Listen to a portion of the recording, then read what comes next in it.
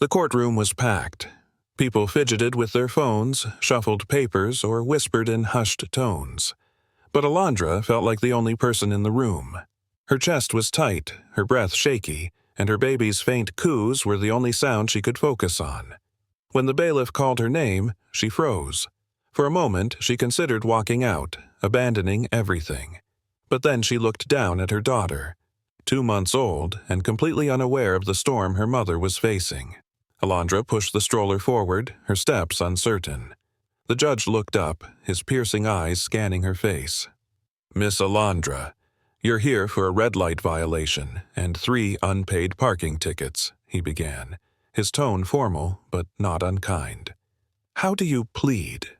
Her voice caught in her throat. She opened her mouth to speak, but no words came out. Her hands trembled as she adjusted the blanket over her daughter, a feeble attempt to compose herself. "Your Honor," she finally managed, her voice quivering, I didn't mean to run the red light. I tried to stop, but..." She stopped, tears welling up. "I've been overwhelmed. I just had a baby, and I'm sorry." The judge tilted his head, his gaze softening ever so slightly. "Take your time," he said. The courtroom grew eerily quiet as Alondra took a shaky breath. "I've never been to court before," she continued. "I'm dealing with postpartum, and I'm trying, Your Honor, but it feels like everything is falling apart." Her voice broke, and tears slid down her cheeks. She quickly wiped them away, embarrassed by the public display of emotion. The judge leaned forward, studying her intently. "Do you have anyone to help you?" he asked. "No," she whispered, her voice barely audible. "It's just me and her." For a moment, the judge said nothing. The room held its breath. Then, with deliberate calm, he asked, "Miss Alondra, do you know why I'm asking you these questions?" She shook her head, her tears still falling. "Because," he said, his voice firm yet unexpectedly kind, "justice is not just about rules. It's about understanding the people standing before us." The words hung in the air, and for the first time Alondra felt something she hadn't in months: hope. Alondra sat down after her hearing, her hands trembling in her lap. The courtroom buzzed around her, but it was all a blur. Her daughter stirred softly in the stroller, and she instinctively reached down to soothe her. The judge had called for a brief recess, leaving everyone in suspense. Alondra couldn't stop replaying his words in her head. Justice is not just about rules. It's about understanding the people standing before us. Was it just a passing comment? Or could it mean something more she had no idea how to feel? Relief? Embarrassment? Fear? She looked around the courtroom, catching glimpses of people whispering and glancing her way.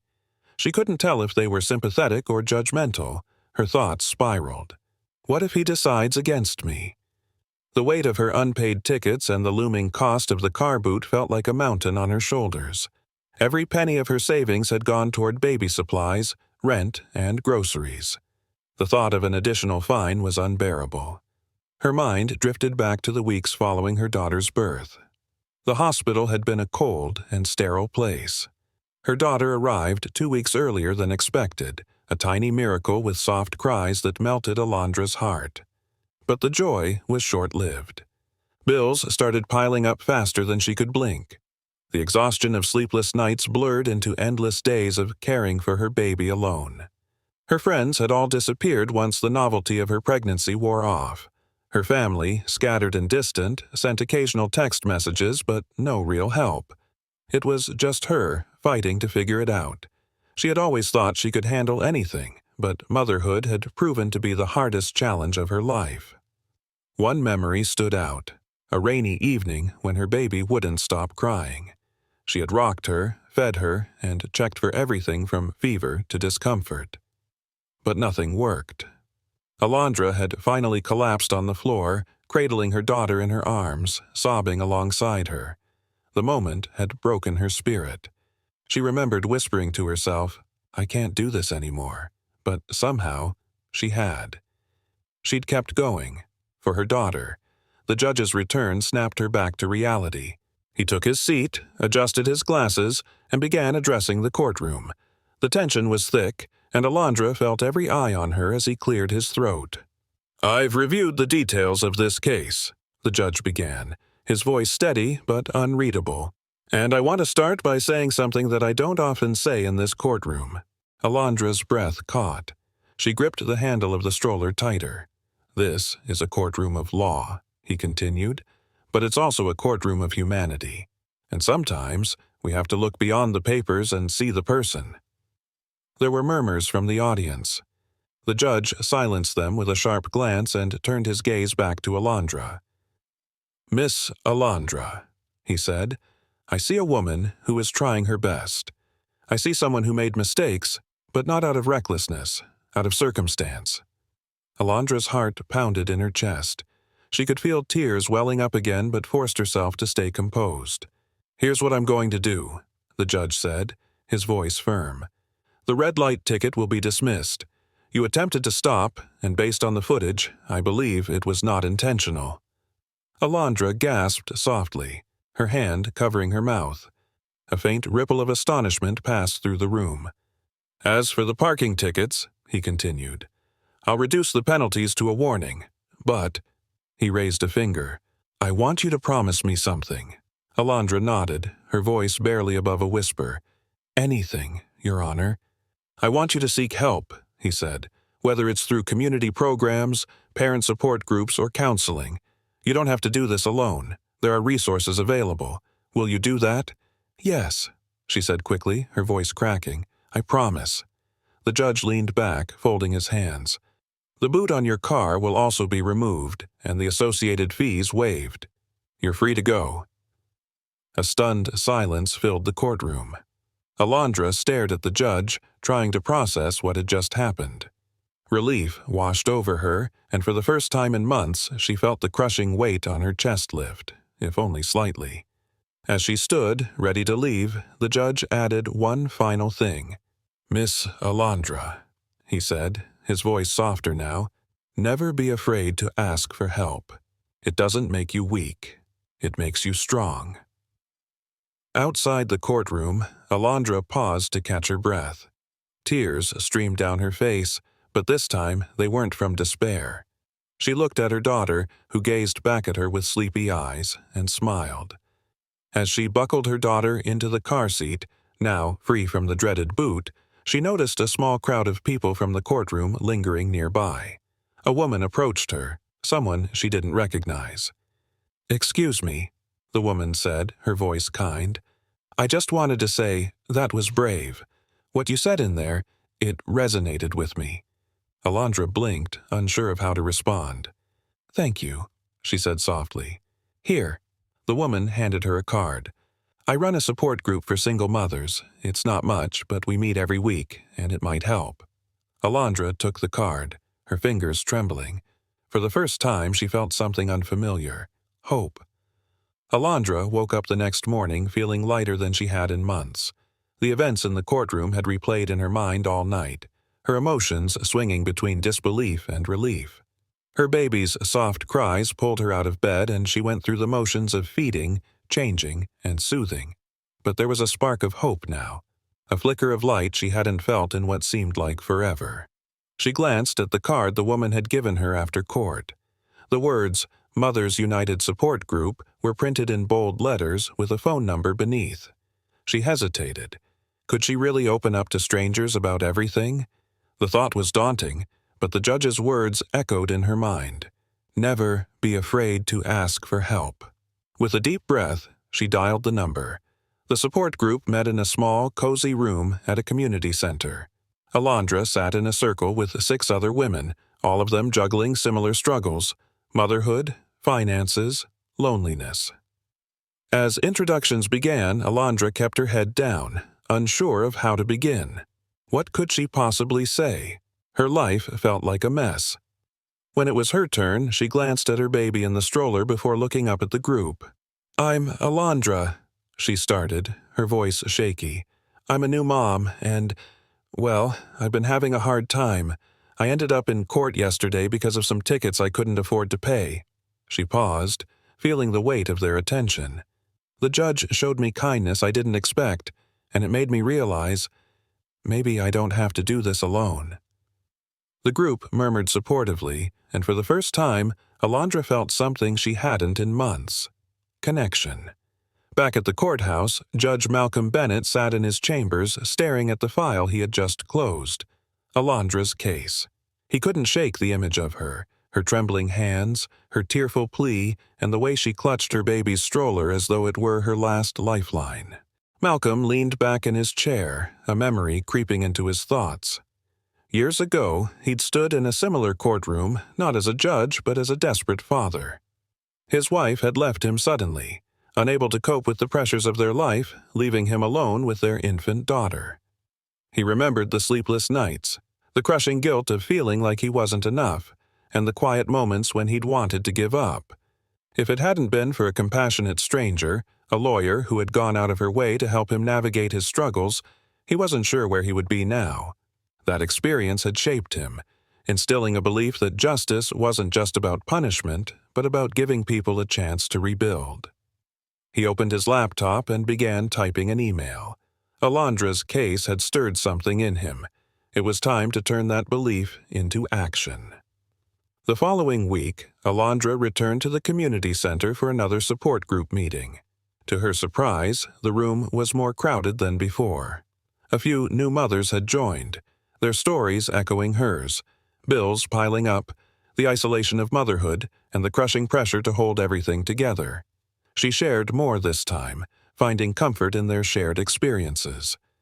One of the women mentioned a new initiative being started at the courthouse, a program for struggling parents to receive guidance and support instead of fines or penalties.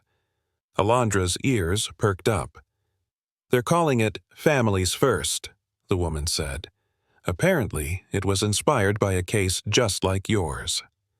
Alondra's breath caught. Could this be because of her? Judge Bennett presented his proposal for Families First at a city council meeting later that month. The program aimed to redirect struggling parents from punitive measures toward resources like counseling, job training, and parenting classes. It was a bold move, and not everyone was on board. "This is a courthouse, not a social services office," one council member argued. "Are we really going to let people off the hook just because they're struggling?" Malcolm stood firm. "This isn't about letting anyone off the hook. It's about understanding why people end up here in the first place. Punishing someone who's already at their breaking point doesn't fix anything. It just pushes them further down." The room was silent for a moment. Then, a voice spoke up from the back. "I think it's a great idea."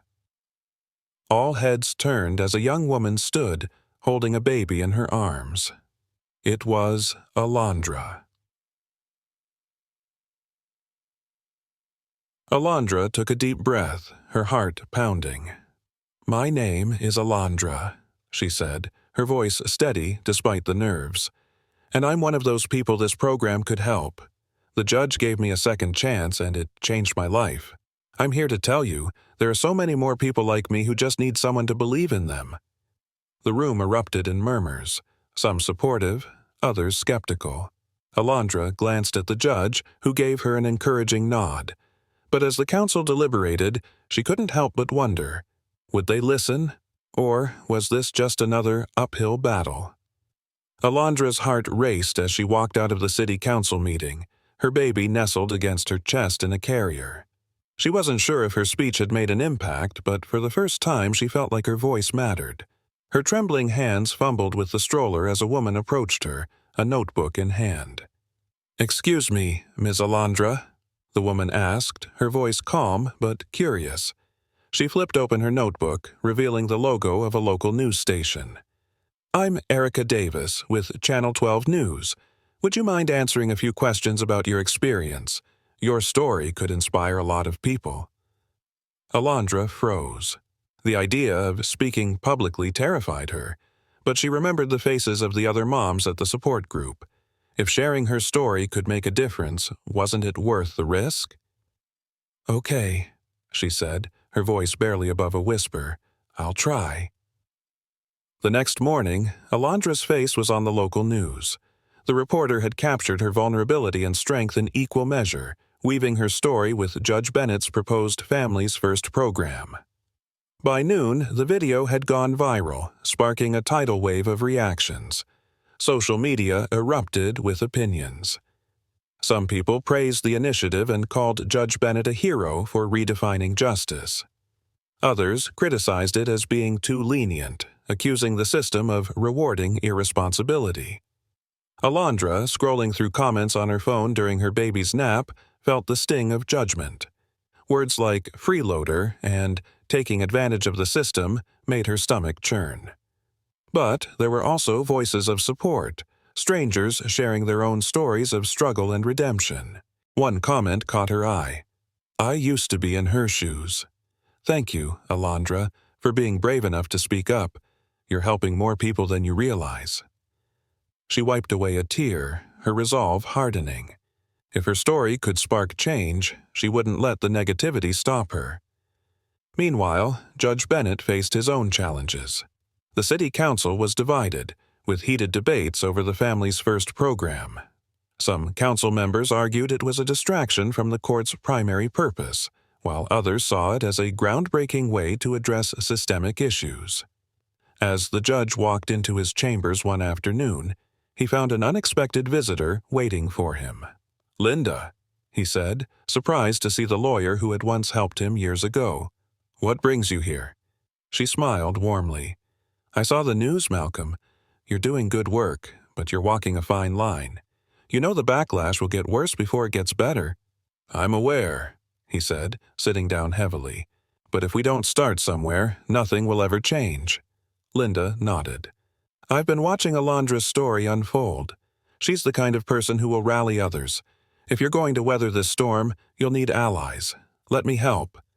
Judge Bennett hesitated, but the weight of the growing controversy pushed him to accept. "Thank you," he said. "I think we'll need all the help we can get." A week later, Alondra received a call from the news station. Erica Davis, the reporter, had connected with a national media outlet interested in interviewing her. At first, Alondra panicked. The thought of her story being broadcast to millions was overwhelming. But then she thought of the other mothers at the support group and the judge who had risked his reputation to help her. This wasn't just her story anymore. It was a chance to shine a light on struggles so many people faced. When the interview aired, it was a turning point. Alondra spoke candidly about her experiences, her postpartum depression, and the crushing loneliness of single motherhood. She described the moment in the courtroom when she thought her life was falling apart, only for Judge Bennett's compassion to give her hope. The interview was raw and emotional, and it resonated deeply with viewers. The hashtag #families first began trending, with people sharing their own stories of hardship and support. The movement gained momentum, and even those skeptical of the program started to see its potential. As the momentum grew, the City Council scheduled a final vote on whether to approve funding for Families First. The council chamber was packed with people spilling into the hallway. Reporters lined the back wall, cameras poised to capture the decision. Alondra sat nervously near the front, her baby in her arms. Judge Bennett was seated at a table prepared to make his final argument. The tension in the room was palpable. When the council leader called for order, the crowd fell silent. "We've heard the arguments for and against," the leader began. "Now, it's time to vote. All those in favor of funding the Families First program, please raise your hand." One by one, hands went up. Alondra held her breath, counting each vote. The room felt like it was holding its collective breath with her, but as the count continued, it became clear that the result was too close to call. "And all those opposed?" the leader asked. The opposing hands rose, and the chamber buzzed with anticipation. The leader looked at the final tally, her face unreadable. "It appears we have a tie," she announced. "As chair, the deciding vote falls to me." Alondra's heart pounded in her chest. She clutched her daughter tightly, whispering a silent prayer. The room was so quiet that every creak of the wooden floor seemed deafening. The chair paused for a moment that felt like an eternity, then spoke. My vote is in favor," the chair announced, her voice cutting through the tension in the room. For a moment, there was stunned silence. Then, applause erupted from one side of the chamber while the other side muttered disapproval. Alondra felt her breath release in a shaky gasp as tears welled up in her eyes. She hugged her baby close, overwhelmed by the weight of what had just happened. The family's first program was approved. Judge Bennett stood, his usually stoic demeanor softening into a faint smile.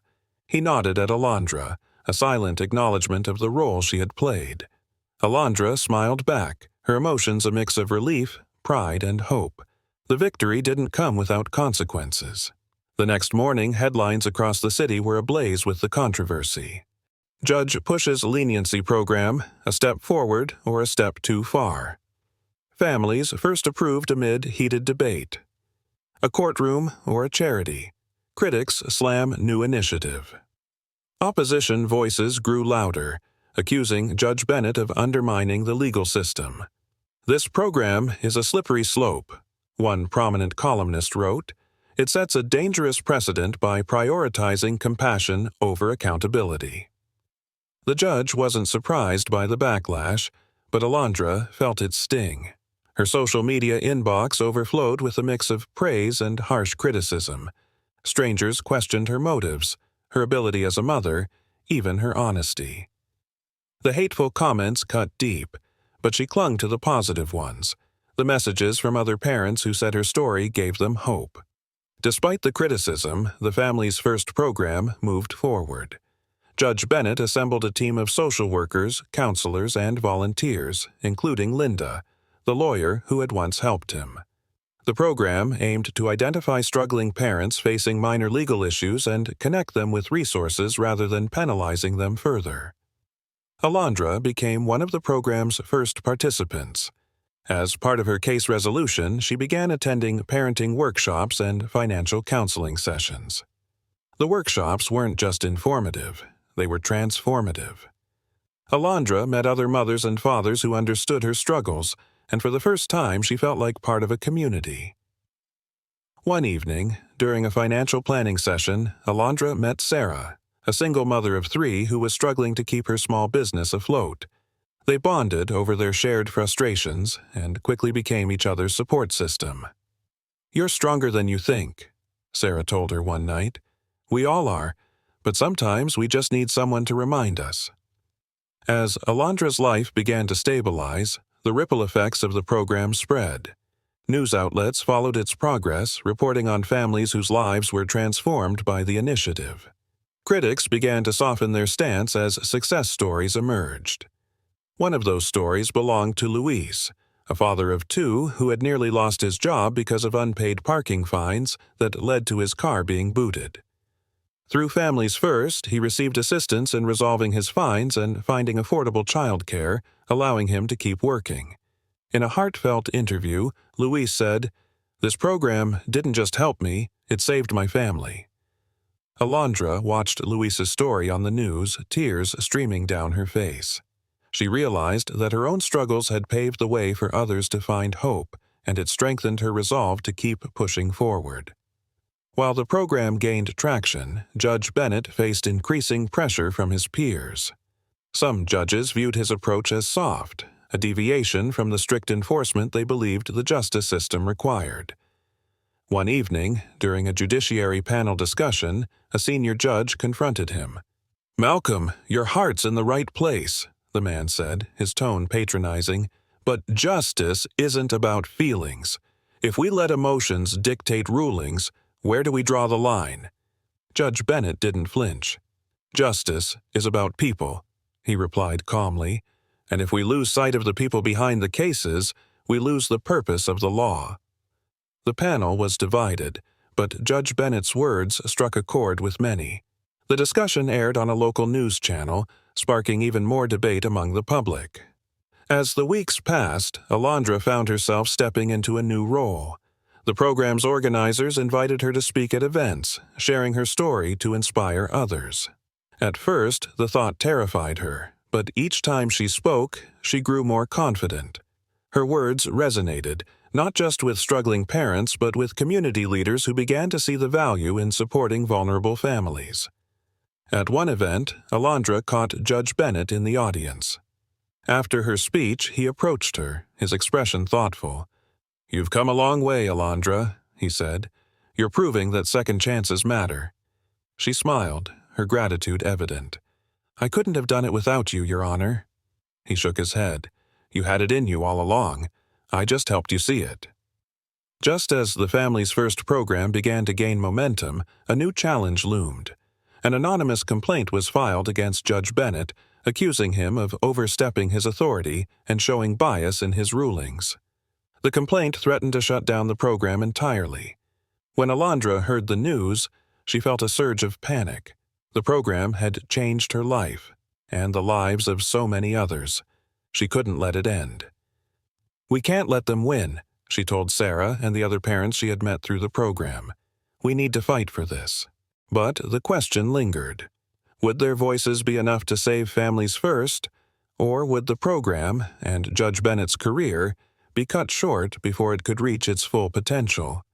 The courtroom wasn't the battleground this time. It was the court of public opinion.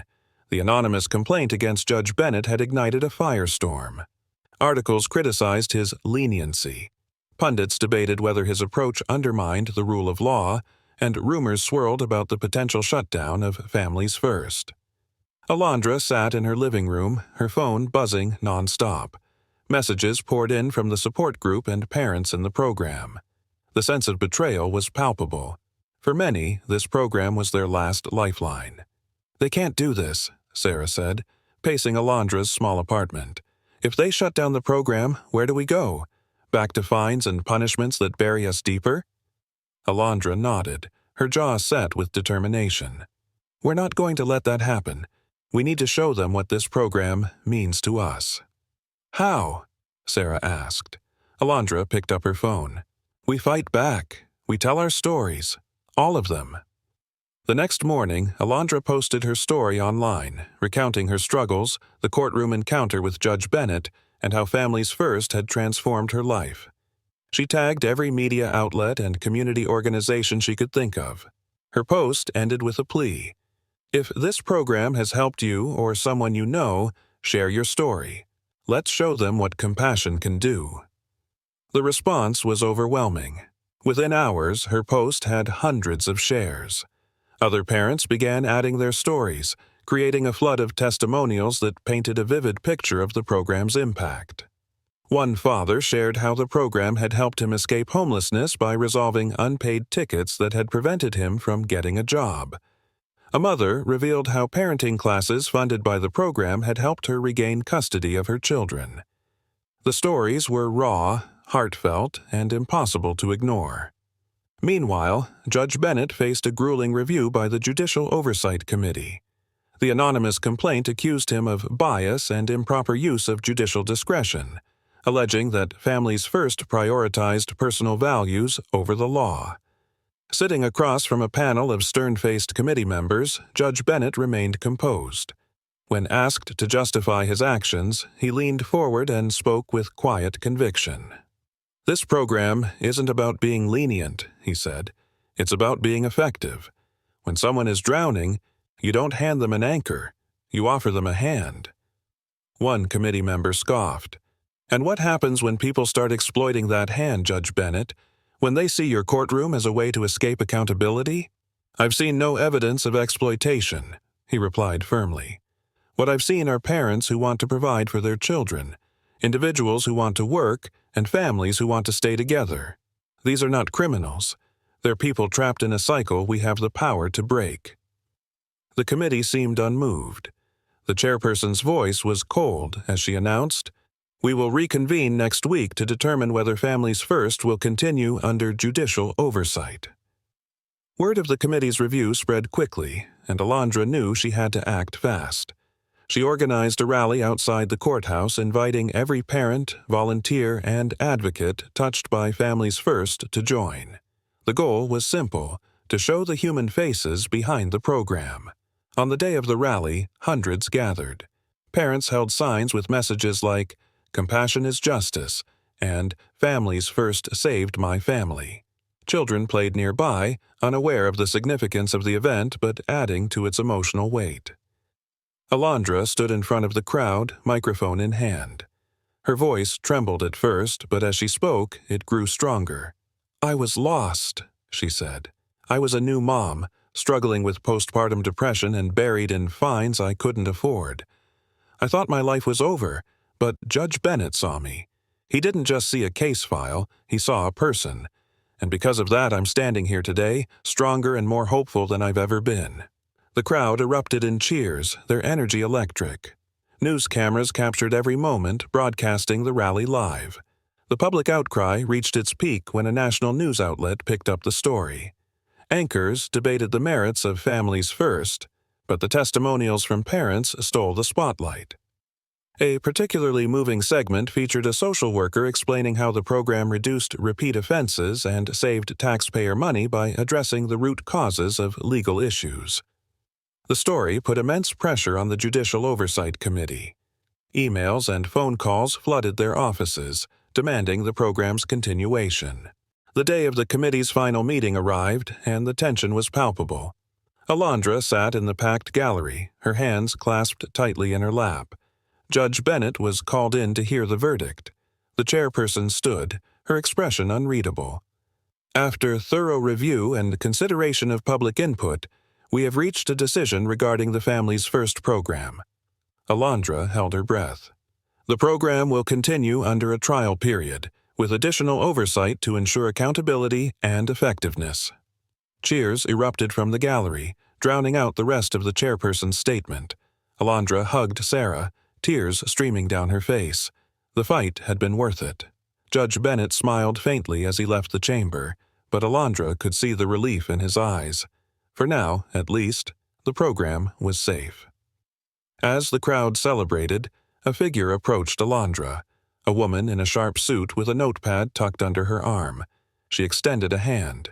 "Ms. Alondra, my name is Patricia Steele," she said.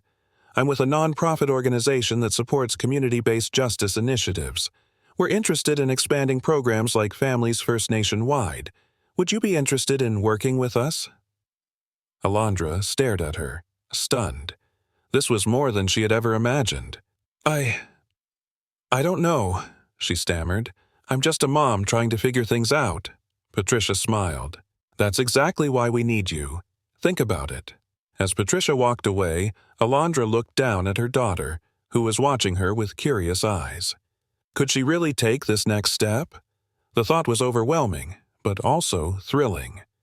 Alondra spent the evening turning Patricia Steele's proposal over in her mind. Working with a national nonprofit? Advocating for programs like Families First on a larger scale? It felt unreal. She had just begun piecing her own life back together. Was she ready to step into a role with so much responsibility?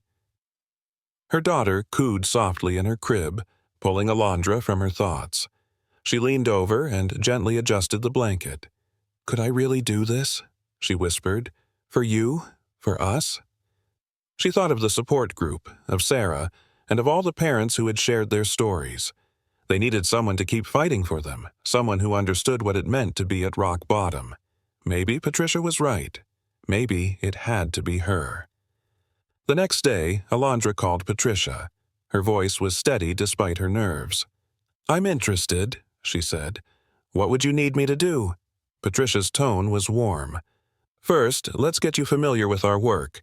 We have a regional conference next month where we'll be introducing our newest initiative to expand justice reform programs. I'd like you to speak as someone who's experienced it firsthand." "Speak?" Alondra's stomach clenched. "I'm not sure I'm ready for that." "You've already done it," Patricia reminded her. "Your rally speech was powerful. This is just a bigger stage." Alondra hesitated, but she remembered Judge Bennett's words. "You had it in you all along." "Okay," she said finally. "I'll do it." Alondra returned to the courthouse a week later, not as a defendant, but to thank Judge Bennett. She waited until his court recessed and caught him as he stepped into the hallway. "Your Honor," she called, her voice echoing against the walls. Judge Bennett turned, surprised to see her. "Ms. Alondra, what brings you here?" "I wanted to thank you," she said, her voice filled with emotion. "For everything. The program, the chance you gave me, It changed my life." "I'm glad to hear that," he said, his expression softening. "But the real credit goes to you. You've done the work. You've proven what this program can accomplish." "I'm trying," she admitted, "but there's more I want to do. Patricia Steele, from the nonprofit, she asked me to speak at their conference. I said yes." Judge Bennett's eyebrows rose slightly. "That's a big step." "It is," Alondra said, her voice steady. "But if you could take a chance on me, I can take a chance on this." He nodded approvingly. "Good. Keep going, Alondra. You're making a difference." The day of the conference arrived faster than Alondra had expected. The venue was massive, filled with advocates, policymakers, and community leaders. Alondra felt like an imposter among them, but Patricia's encouraging presence kept her grounded. "You're here because your story matters," Patricia reminded her backstage. "Just speak from the heart." As Alondra stepped onto the stage, the room fell silent. She gripped the microphone, her pulse racing. A sea of faces stared back at her, waiting. "My name is Alondra," she began, her voice shaky but clear. "A year ago, I was standing in a courtroom, terrified and overwhelmed. I was a new mom with no support, buried in debt, and struggling to keep my life together.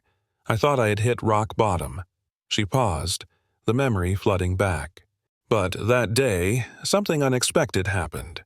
A judge looked past my mistakes and saw me for who I was, a mother trying her best. Through the Family's First program, I found hope, support, and the tools to rebuild my life.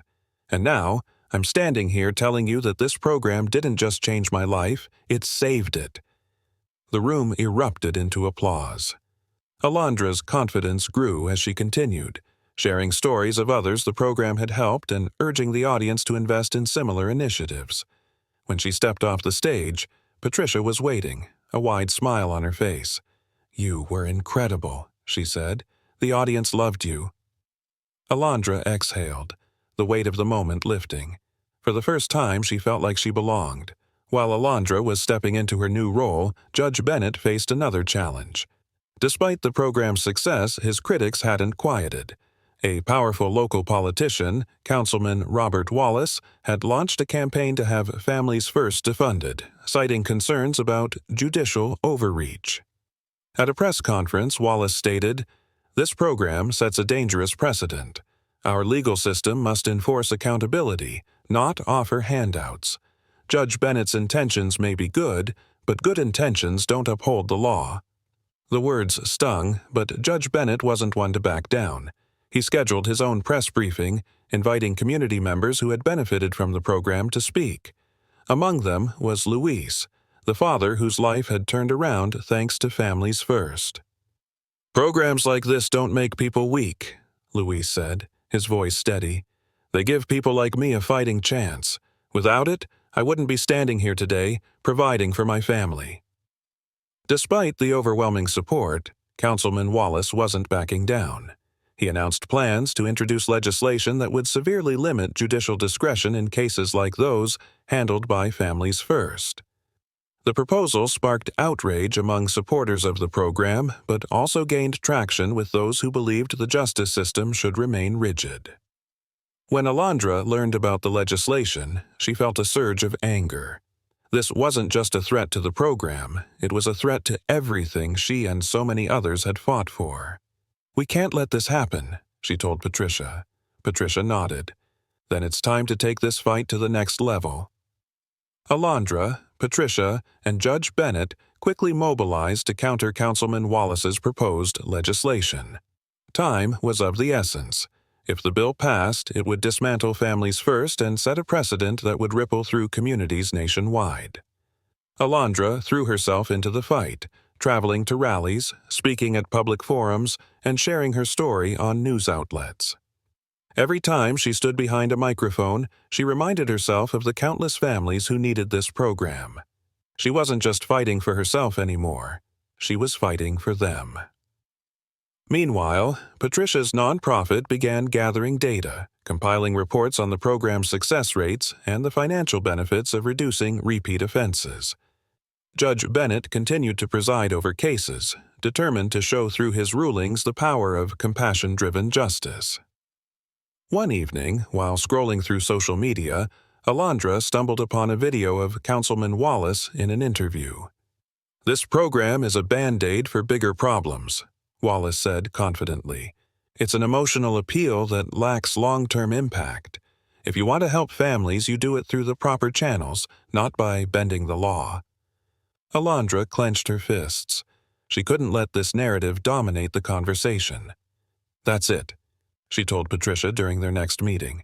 "We need to show them the faces of the people this program has helped. We can't just argue with facts.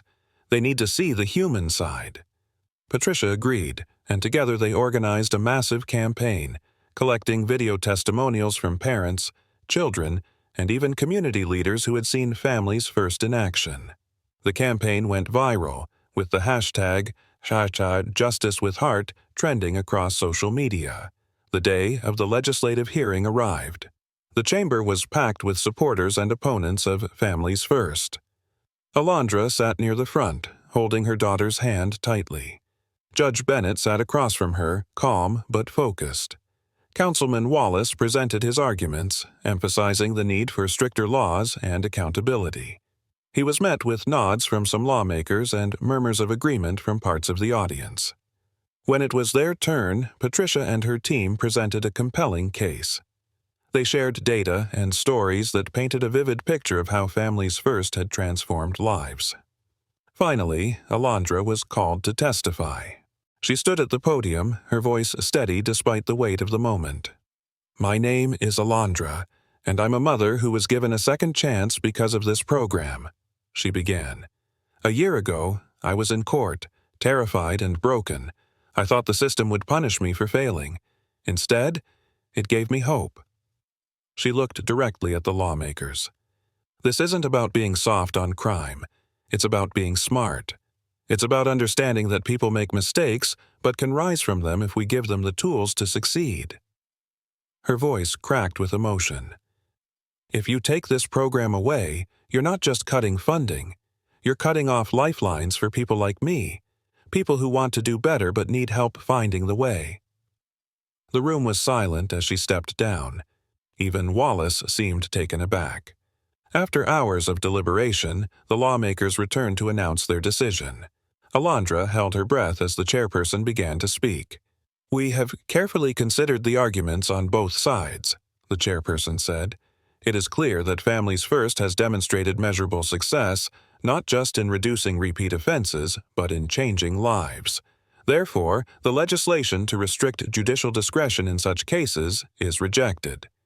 Cheers erupted in the chamber. Alondra felt tears streaming down her face as she hugged Patricia and the other parents who had come to support her.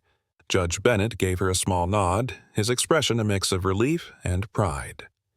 The fight didn't end there. The success of Families First inspired similar programs to spring up across the country, championed by nonprofits and supported by community leaders. Alondra became a key advocate, working with Patricia's organization to expand the initiative and ensure its long-term impact. Judge Bennett continued his work on the bench, his courtroom becoming a model for compassionate justice. When he eventually retired, he left behind a legacy that reshaped the way people thought about law and humanity. As for Alondra, she found her voice and her purpose. She became a fierce advocate for justice reform, balancing her work with her role as a mother. Her daughter grew up watching her mom fight for what was right, inspired by her courage and determination. One evening, years later, Alondra stood on a stage at a national conference addressing a crowd of thousands. She looked out at the faces before her and smiled. "This all started in a courtroom," she said. "It started with a moment of compassion, a judge who chose to see a person instead of just a case file. That moment changed my life, and together we can create more moments like that. Because justice isn't just about laws, it's about people." The audience erupted in applause, but Alondra's gaze drifted to the front row, where Judge Bennett sat, clapping quietly. Their eyes met, and she mouthed the words, "Thank you." Alondra's story is a testament to the power of compassion and second chances. What began as a moment of vulnerability in a courtroom evolved into a movement that changed not only her life but the lives of countless others. Judge Bennett's courage to lead with understanding rather than strict punishment proves that justice can be both fair and humane. This journey reminds us that one act of kindness, one decision to see the humanity in someone else, can ripple out and create real, lasting change. Programs like Families First show us that when we lift people up instead of pushing them down, we create stronger families, stronger communities, and a brighter future for everyone. If this story moved you, don't let it end here. Share this video to spread the message of compassion and justice. Let's keep the conversation going about how we can make our systems more supportive and transformative. If you believe in the power of second chances, hit the like button, subscribe to our channel, and turn on notifications so you never miss an inspiring story like this. And in the comments, share your thoughts. What does justice mean to you? Together, we can spark the changes that truly make a difference.